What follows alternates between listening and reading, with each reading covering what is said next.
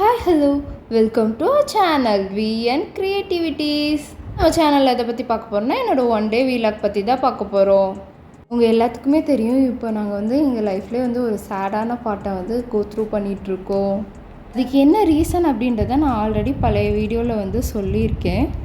நாங்கள் எப்படி ஃபேஸ் பண்ணிகிட்ருக்கோம், இதை கடந்து வரத்துக்கு என்னென்னலாம் நான் பண்ணிகிட்ருக்கேன் அப்படின்றது தான் இந்த வீடியோவில் சொல்லியிருக்கேன். கூடவே நான் ஒரு நாள் ஃபுல்லாக என்ன செய்கிறேன், எப்படி செய்கிறேன் அப்படின்ற என்னோடய ரொட்டீன் ஒர்க்கையும் நான் போட்டிருக்கேன். யூஸ்வலாக என்னோடய வீடியோவில் நிறைய home cleaning tips, home management, gardening tips, அதுக்கப்புறம் குக்கிங் ரெசிபி இந்த மாதிரி நிறையா நான் போடுவேன். இல்லைன்னா கிராஃப்டாவது போடுவேன். பட் இந்த வீடியோவில் நான் பெருசாக எந்த ஒரு டிப்ஸுமே உங்களுக்கு ஷேர் பண்ணல. அதோட ஒரு கஷ்டமான ஒரு ஃபேஸை நான் எப்படி தாண்டி வந்திருக்கேன் அப்படின்றத மட்டும் தான் போட்டிருக்கேன். லைஃப்பில் நிறைய விஷயங்கள் எதிர்பாராமல் நடக்கும். அந்த விஷயங்கள்லாம் நம்மளை ஸ்ட்ராங் ஆக்க தான் நடக்குதுங்கிறது அது நடந்து முடிஞ்சோன்னு தாங்க நமக்கு புரியும். சரி வாங்க, அது என்னென்னு வீடியோக்குள்ளே போய் பார்க்கலாம். வீடியோக்குள்ளே போகிறதுக்கு முன்னாடி இப்போ தான் நீங்கள் நம்ம சேனலை ஃபர்ஸ்ட் டைம் பார்க்குறீங்கன்னா மறக்காமல் சப்ஸ்கிரைப் பண்ணிடுங்க. கூடவே இந்த பெல் ஐக்கானையும் கிளிக் பண்ணிடுங்க. அப்போ தான் நான் போடுற வீடியோஸோட நோட்டிஃபிகேஷன்ஸ் உங்களுக்கு சேரும். அன்றைக்கி காலையில் எழுந்தோன்னா வழக்கம் போல் என் கிச்சன் பால்கனிக்கு போய் நின்னாச்சுங்க. ஆக்சுவலாக நான் ஒரு 4-5 டேஸாக வீடியோவே எடுக்கல. உங்களுக்கு கார்டனோட சேஞ்சை பார்த்தாலே தெரியும். இந்த டொமேட்டோலாம் ரொம்ப குட்டியாக இருந்தப்போ நான் எடுத்தது இப்போ அதெல்லாம் பெருசாகி பழுக்கவே செஞ்சிருச்சு. லேட்டாக தான் இருந்தாலும் மனசு சரியில்லாதனால கொஞ்ச நேரம் கார்டனில் டைம் ஸ்பெண்ட் பண்ணிட்டு அதுக்கப்புறம் போயிட்டு கிச்சனில் சமைக்க ஆரம்பிச்சிட்டேன். லஞ்சுக்கு தேவையானதெல்லாம் ரெடி பண்ணிட்டு அதுக்கப்புறம் நான் பிரேக்ஃபாஸ்ட் பண்ணிட்டேன். யூஸ்வலாக ஃபஸ்ட்டு லஞ்ச் தானே பண்ணுவேன், இன்றைக்கி பண்ணலை. ஏன்னா எனக்கு டைமே இல்லை, அது செய்யவும் எனக்கு தோணவே இல்லை. தோசையை சுட்டு வச்சுட்டு நைட்டு வச்ச சட்னி எடுத்து டபுள் பாயிலிங் மெத்தடில் ஹீட் பண்ணி அதவே காலையில் பிரேக்ஃபாஸ்ட்டாக கொடுத்தாச்சுங்க. இப்போல்லாம் காலையிலைக்கு மத்தியானத்துக்குன்னு எல்லாம் இந்த டைமில் நான் முடிச்சிடுவேன். பட் இன்றைக்கி எனக்கு கொஞ்சம் மனசு சரியில்லை அப்படின்றதுனால நான் இதை எதுவுமே பெருசாக செய்யலை. தோசை கொண்டு போய் பாப்பா கொடுத்துட்டு சைட்லேயே சமைச்சிட்டேன். ஹஸ்பண்ட்டை நீங்கள் பாப்பா ஸ்கூலில் விட்டு வாங்க, அதுக்குள்ளே நான் லஞ்ச் ரெடி பண்ணி பேக் பண்ணிடுறேன்னு சொல்லிட்டு அவரும் புரிஞ்சுட்டு ஓகேன்னு சொல்லிட்டாரு. நான் சைடில் லஞ்ச் ரெடி பண்ணிட்டு பாப்பாவுக்கு ஸ்நாக்ஸ் பேக் பண்ணி கொடுத்துட்டேன். எனக்கு சிம்பிளாக பார்த்தீங்கன்னா முறுக்கு சீடைன்னு இருக்கிற ஸ்நாக்ஸ் வச்சே அவளுக்கு கொடுத்துட்டேன். கொஞ்சமாக நட்ஸுக்கு பிஸ்தாவை போட்டு கொடுத்து விட்டுட்டேன். இந்த உடம்பு சரியில்லைனா கூட வேலை செஞ்சிடலாம் போல், மனசு சரியில்லைன்னா வேலை செய்யவே முடியலைங்க. ஆக்சுவலி இன்றைக்குமே நான் வீடியோ எடுக்கணுமா வேணாமான்னு யோசிச்சுட்டே தான் இருந்தேன். நான் ஆல்ரெடி 5 நாளாக எந்த வீடியோ எடுக்கல. அடுத்தது வீடியோ போடுறதுக்கு எனக்கு வீடியோவே இல்லை அப்படிங்கிற போது தான் நான் இந்த வீடியோவே எடுத்தேன். ஆக்சுவலி இந்த வீட்டை காலி பண்ண சொன்னோன்னா நான் ஹஸ்பண்ட்டு புலம்பிகிட்டே இருந்தேன். இந்த வீட்டை காலி பண்ணி போகணுமா, ஏதாவது நடந்து நம்ம இங்கேயே இருந்துட மாட்டோமா அப்படின்னு புலம்பிகிட்டே இருந்தேன். என் ஹஸ்பண்ட் சொன்னாங்க, நீ சும்மா புலம்பிகிட்டே இருக்கிறனால ஒன்றும் ஆக போகிறதில்ல, அடுத்து நம்ம என்ன பண்ணலான்னு யோசி அப்படின்னு சொன்னார். அது கரெக்டாக இருந்ததுங்க. ஏன்னா நான் இந்த புலம்பிகிட்டு இருக்கிற நேரத்தில் 4 வீடு தேடலாம். அது மட்டும் இல்லாமல் நாங்கள் இந்த மாதிரி இது எப்படியாவது இங்கேயே இருந்துடக்கூடாதான்ட்டு நாங்கள் யோசிச்சுட்டு இருந்த டைம்லேயே எங்கள் அப்பார்ட்மெண்ட்லேயே இருக்கிற ஒரு வீடு காலியாக இருந்தது. அது நாங்கள் போகலாமா வேண்டாமா, இல்லை நம்ம ஹவுஸ் ஓனர்கிட்டே நம்ம இங்கே இருக்கலாமேன்னு கேட்கலாமா அப்படின்னு சொல்லி நிறைய யோசிச்சுட்டு இருந்தோம். எங்கள் ஹவுஸ் ஓனர் இல்லை, நான் என் பொண்ணை அங்கே தான் குடி வைக்க போகிறேன், அதனால் கண்டிப்பாக நீங்கள் காலி பண்ணி தான் ஆகணும்னு சொன்னதுக்கப்புறம் நாங்கள் போயிட்டு அந்த வீட்டை கேட்கும்போது இல்லை நாங்கள் வேற ஒருத்தவங்களுக்கு கொடுத்துட்டோம் அப்படின்னாங்க. நாங்கள் புலம்பிகிட்டு இருந்த நேரம் இந்த வீட்டை நாங்கள் பார்த்துருந்தோம் அப்படின்னு சொன்னால் அந்த வீடு எங்களுக்கு கிடச்சிருக்கோம். நாங்கள் இருந்த ஃப்ளோருக்கே கீழ் ஃப்ளோரில் ஒரு வீடு இருந்தது. சரி அது கிடச்சிரும் அப்படின்னு நினச்சி நாங்கள் ரொம்ப நம்பிக்கையாக இருந்தோம். பட் நாங்கள் பண்ண டிலேயில் அது எங்களை விட்டு போயிடுச்சு. என்னடா இது சோதனை, இதே அப்பார்ட்மெண்ட்லேயே கிடச்சிரும்னு நினச்சிட்டு இருந்தோமே, அதுவும் போயிடுச்சு அப்படின்னு நினச்சி நான் ரொம்ப ஃபீல் பண்ணேன். ஆக்சுவலி எனக்கு அந்த வீடு அந்த அப்பார்ட்மெண்ட் எனக்கு விட்டு வரவே மனசு வரல. எங்களோட நெய்பர்ஸ்லாம் அவ்வளோ ஃப்ரெண்ட்லி. ஊருக்கெல்லாம் வரேன் அப்படின்னா எங்கள் எதிர்த்த வீட்டில் இருக்க ஆண்டிகிட்ட சொல்லிட்டேன்னா அவங்களே என் செடிக்கெலாம் தண்ணி ஊற்றிடுவாங்க. நீ ஒரு ஃப்ரெண்டும் அப்பப்போ ஊற்றிட்டு போவாங்க. அவங்க வீட்டில் என்ன பூஜை நடந்தாலும் எங்களை கூப்பிடுவாங்க. அவங்க பையன் ஃபாரின்லேருந்து சாக்லேட் வாங்கிட்டு வந்து எங்களுக்கு கொடுப்பாங்க. நாங்களும் ஊர்லேருந்து காய்கறி மாம்பழம் இதெல்லாம் எடுத்துகிட்டு போனால் அவங்களுக்கு கொடுப்போம். நாங்களாம் ரொம்ப க்ளோஸாக இருந்தோம். இவங்களெல்லாம் விட்டு போகணுமே அப்படின்ட்டு எனக்கு ரொம்பவே கஷ்டமாக இருந்தது. பொறுத்தவரையில் காசு பணம் சேர்க்கறத விட நல்ல மனுஷங்களை சேர்க்கறது ரொம்பவே கஷ்டமான விஷயங்க. அது எங்களுக்கு நல்லாவே அமைஞ்சுது. இங்கே எல்லாமே நல்ல ஃப்ரெண்ட்லியாக இருப்பாங்க.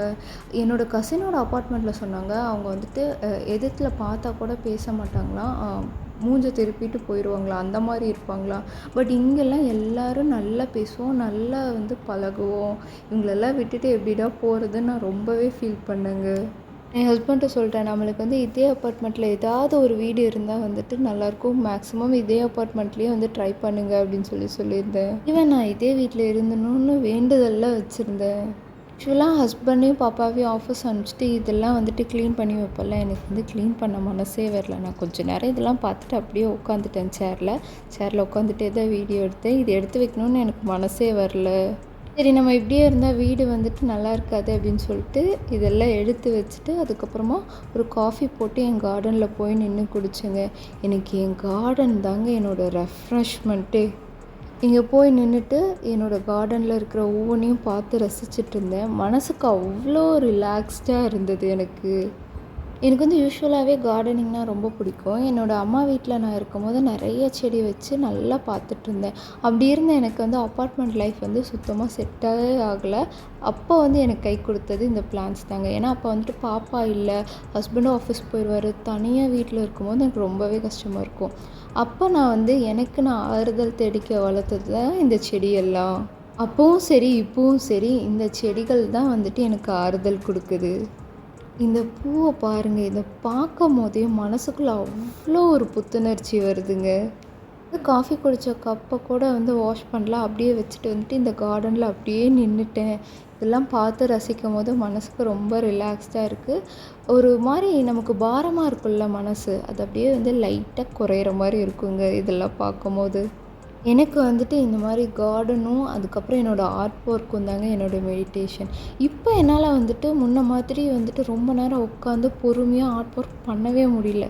அது ஏன்னு தெரில. அப்பா பிறந்ததுக்கப்புறம் மைண்டு ஃபுல்லாக ஒரு மாதிரி ஹரிபரியாகவே தான் இருக்குது. ஓவர் திங்க் பண்ணுறேன் அண்ட் நிறைய வந்து ஸ்ட்ரெஸ் ஆகிறேன், டென்ஷன் ஆகிறேன். என்னால் வந்து பொறுமையாக உட்காந்து ஒரு ஆர்ட் ஒர்க் பண்ணோம் அப்படின்னா அது வந்து முடியவே மாட்டேங்குது என்னால். சுத்தமாக பொறுமை இழந்துட்டேன். எனக்கு வந்து ஏதாவது ட்ரா பண்ணுறேன், பெயிண்ட் பண்ணுறேன் அப்படின்னா அடுத்து கிச்சனில் என்ன வேலை இருக்குது, அடுத்த வேலைக்கு இவளுக்கு என்ன சமைக்கணும், நைட்டுக்கு எல்லாம் ரெடி பண்ணி வச்சிட்டோமா, இப்படி தான் தோணுது. கார்டனிங் வந்து எனக்கு ஒரு நல்ல ரிலாக்ஸேஷனை கொடுக்குதுங்க. வந்து காஞ்சி போன வெங்காயம், அதுக்கப்புறம் பீட்ரூட் மேலே கட் பண்ணது இருக்கு இல்லையா, அதெல்லாம் வச்சு அதை வந்து கொஞ்சம் வளர்ந்து வந்தது. அதெல்லாம் பார்க்க சந்தோஷமாக இருந்தது. பாட் இருக்கு இல்லையா, இதில் இந்த செடியெல்லாம் போட்டு வளருதான்னு பார்க்குறேன். நான் வந்து ஒரு வீடியோவில் சொல்லியிருந்தேன் இல்லையா, பாருங்கள் எவ்வளோ தூரம் வளர்ந்து வந்திருக்குன்ட்டு. மாதிரி இந்த சைட் பெட்ரூம் பால்கனிலையும் வந்துட்டு ரோஸ் நல்லா பூத்திருந்தது.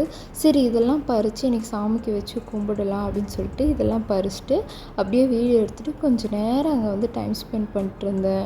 வேறு சுற்றி நிறைய குருவிகள்லாம் கத்திட்டு இருந்ததா, கேட்கவே நல்லா இதமாக இருந்தது. சரி உட்காந்துட்டு அப்படியே அதெல்லாம் பார்த்து கொஞ்சம் ரிலாக்ஸ் பண்ணிகிட்டு இருந்தேன். சீரியஸாங்க, இந்த பூச்செடியெல்லாம் இல்லைன்னா எனக்கு பைத்தியமே பிடிச்சிருக்கும். இதெல்லாம் தான் என் மென்டல் ஹெல்த்தை வந்து நல்லா வச்சுக்குது. பூவெல்லாம் பறிச்சுட்டு வந்து வச்சுட்டு குளிச்சுட்டு வாஸ்து பாத்திரத்தில் வந்துட்டு இந்த மாதிரி பூ போட ஆரம்பிச்சிட்டேன். சரி இல்லாதப்போ சாமி கும்பிட வந்து மனசுக்கு நல்லா அமைதியாக இருக்கும். ஸோ வந்துட்டு வழக்கம் போல் உருளியில் வந்து டெக்கரேட் பண்ணிவிட்டு அதை வந்து சாமிக்கிட்ட வச்சு சாமி கும்பிடலாம் அப்படின்னு சொல்லிட்டு அதை டெக்கரேட் பண்ணி பூ வச்சுட்டேங்க. நான் எப்பயுமே உருளையில் வந்து இந்த மாதிரி டபுள் கலர் ஃப்ளாஸ் தான் யூஸ் பண்ணுவேன். இப்படி பண்ணுறனால வந்துட்டு அது நல்லா ப்ரைட்டாக அழகாக தெரியும். என்னோடய செடியில் பறித்த எல்லா பூக்களையும் எடுத்துகிட்டு வந்து சாமிக்கு வச்சாச்சு. ஆக்சுவலி 2 days முன்னாடி நான் கொஞ்சம் பூவை பறித்து வச்சேன்னு சொல்லியிருந்தேன் இல்லையா, அந்த பூ ஃப்ரிட்ஜில் இருந்தது. அதையும் எடுத்துகிட்டு அதுக்கப்புறம் இன்றைக்கி பறித்த பூக்கள், அதுக்கப்புறம் கொஞ்சம் வாங்கின பூ இதெல்லாம் சேர்த்து வச்சு சாமிக்கு வந்து வச்சு நல்லா மனசார கும்பிட்டாச்சு. நான் எவ்வளோ நேரம் சாமிக்கிட்ட வேண்டிகிட்டு இருந்தேன்னே தெரில. ரொம்ப நேரம் வந்து சாமி கும்பிட்டுருந்தேன். எப்படியாவது இதே வீட்டில் இருந்துட மாட்டோமா, அவங்களுக்கு வந்துட்டு பெரிய வேறு ஏதாவது ஹைப் கிடைக்கணும், வேறு நல்ல கம்பெனியில் அவங்களுக்கு கிடைக்கணும், அதனால் வேறு எங்கேயோ போகணும் அப்படிலாம் கூட நான் வேண்டுங்க. ஈவன் என்னோடய ஹஸ்பண்டோட ப்ரொமோஷனுக்கு கூட நான் இவ்வளோ வேண்டது கிடையாதுங்க. முன்னாடி ஐயோ கடவுளே, அவங்களுக்கு ஏதாவது இதை விட நல்ல பெரிய ஜாப் கிடச்சி அவங்க அங்கே போகிறேன்னு சொல்லிடக்கூடாதா அப்படின்னு சொல்லி என் ஹஸ்பண்டை சொல்லும்போது எனக்காக கூட நீ இவ்வளோ வேண்டியிருக்க மாட்டே போல் அப்படின்னு சொன்னார். மேலாம் கும்பிட்டு முடிச்சுட்டு அதுக்கப்புறம் வந்துட்டு நான் வந்து சாப்பாடு போட்டு சாப்பிட ஆரம்பிச்சிட்டேன். யூஸ்வலாக நான் பொரியல் பண்ணுவேன். எனக்கு இன்றைக்கி பொரியல் பண்ணக்கூட மனசு வரல. வெறும் வாழைக்காய் குழம்பு, ரசம், அதுக்கப்புறம் கொஞ்சம் ஃப்ரூட்ஸ் சாப்பிட்டு இந்த விண்டோ பக்கத்தில் உட்காந்து இந்த பிளான்ஸை பார்த்துட்டு இருந்துட்டேங்க. இந்த நடுவில் பாட்டில் இருக்கிற செடியெல்லாம் இந்த விண்டோக்காகவே ஸ்பெஷலாக வாங்கினதுங்க. ஒரு வீட்டில் இந்த மாதிரி விண்டோ இருக்குமானே எனக்கு தெரியல. அதுக்கப்புறம் வந்துட்டு பாப்பா ஸ்கூல்லேருந்து வர டைம் ஆச்சு. அவளை கூட்டிகிட்டு வந்து அவளை சாப்பிட வச்சு ஹோம்ஒர்க் பண்ண வச்சாச்சு. சொல்லுவாங்களே, வாழ்க்கையில் என்ன நடந்தாலும் அது ஓடிக்கிட்டே இருக்கணும். அது கரெக்டு தாங்க. கரெக்டாக ரொட்டீன் போயிட்டே இருக்குது. பாப்பாவை தூங்க வச்சுட்டு எகெயின் வந்து நான் என் கார்டனுக்கு வந்தாச்சுங்க. என்னால் அதை சரியாக கவனிக்கல. அதனால் வெங்காயத்தாள் வந்து லைட்டாக வாட ஆரம்பிச்சிருச்சு. நல்ல வேளை பீட்ரூட்லாம் நல்லா இருக்குது. இந்த பீட்ரூட் இருக்குல்ல, அதை கட் பண்ணும்போது மேலே இருக்க கட்டையை வந்துட்டு நம்ம எடுத்து இந்த மாதிரி மண்ணில் வச்சு அது வளர்ந்து வருதுங்க. இது வந்து டொமேட்டோ செடி குட்டியாக இருக்குது. ஆக்சுவலாக எனக்கு ஒரு தக்காளி செடி வாடுறதுக்குள்ளே இன்னொரு தக்காளி செடி வந்துடுதுங்க. கீழே 2 தக்காளி, மேலே ஒரு 3 தக்காளி, இது இல்லாமல் 2 குட்டி குட்டி தக்காளி இருந்தது. ஏதோ இங்கே ஒன்று இருக்குது, இன்னொன்று எங்கேயோ இருந்தது தான் இங்கே. வேஸ்ட்டாக அழுகி போன தக்காளியை போட்டதுக்கு இவ்வளோ தக்காளி எனக்கு எடுத்துருக்குங்க. முன்னாடியே 2 தக்காளி நான் இதில் வந்து எடுத்துட்டேன். அதே மாதிரி தான் இந்த ரோஸ் பிளான்ட்டும். இதை வாங்கிட்டு வந்ததுலேருந்து இப்போ எவ்வளோ ரோஸ் வச்சிருச்சு. நான் முன்ன காட்டும் போது உங்களுக்கு பெருசாக தெரிஞ்சிருக்கும், ஏன்னா அதை வந்து ஜூம் பண்ணி காட்டினால. இப்போ தூரத்துலேருந்து காட்டுறேன், அதனால் உங்களுக்கு சின்னதாக தெரியுதுன்னு நினைக்கிறேன். அதே மாதிரி என்னோடய ரெட் ரோஸும் வந்துட்டு இப்போ வந்து தளிர் வச்சுருக்கு. நான் வந்துட்டு இதுக்கு வந்து 15 டேஸ்க்கு ஒன்ஸ் வந்து டிஏபி போட்டுருவேன். அதனால் வந்துட்டு இது நிறைய புதுசாக வந்து தளிர் வைக்குது. அது மட்டும் இல்லாமல் வந்துட்டு நல்லா வளர்ந்து வருது. நேரம் கார்டனில் டைம் ஸ்பெண்ட் பண்ணிட்டு நான் போய் பாப்பாவோட படுத்துட்டேன். பட் எனக்கு சுத்தமாக தூக்கமே வரல. நிறையா நாள் வந்துட்டு தூங்க டைம் இல்லாமல் நான் வந்து கஷ்டப்பட்டுருக்கேன். தூங்கணுமேன்ட்டு எனக்கு போய் படுத்து எனக்கு தூங்கவே முடியல. அதுக்கப்புறம் நான் திரும்பி பரண்டு படுக்கிறதுலேயே வந்துட்டு பாப்பாவும் எழுந்துட்டா. அப்புறம் அவள் எழுந்தோன்னா எனக்கு விளையாடலான்னு சொன்னால் எனக்கு வந்து கொஞ்சம் கூட இன்ட்ரெஸ்ட்டே இல்லை. அவளுக்கு வந்துட்டு கொஞ்சம் விளையாடுறதுக்கு திங்ஸும் ஸ்நாக்ஸும் கொடுத்துட்டு நான் பேசாமல் உட்காந்துட்டேன். கொஞ்சம் நேரம் கழிச்சு ஹஸ்பண்ட் வந்து ஆஃபீஸ்லேருந்து வந்துட்டார். அதுக்கப்புறம் டீ போட்டு நாங்கள் வந்து குடிக்க ஆரம்பிச்சிட்டோம். நான் வந்து கிட்டத்தட்ட ஒரு 7 வருஷம் இந்த வீட்டில் இருந்திருப்போங்க. நான் வேலைக்கு போன நாட்கள் தவிர மீதி எல்லா நாட்களும் இந்த வீட்டுக்குள்ளேயே தான் நான் இருந்திருக்கேன். என் உலகம் அப்படின்னு சொல்லி நான் ரொம்ப அட்டாச்சோடு இருந்திருக்கேன். நான் ஊருக்கு போனால் கூட வீடு என்னமோ தெரில, என் செடி என்னமோ தெரில அப்படின்னு சொல்லிட்டு தான் நான் வந்து யோசிச்சுட்டு இருப்பேன். எனக்கு ஃபோன் பண்ணி தண்ணி ஊற்றுனீங்களா, வீட்டை பார்த்தீங்களா, எப்படி இருக்குன்னு நான் கேட்டுகிட்டே இருப்பேன். ஏன்னா சடனாக வந்து இன்னும் ஒரு மாதத்தில் நீங்கள் காலி பண்ணுங்கும் போது என்னால் அதை தாங்கிக்கவே முடியல.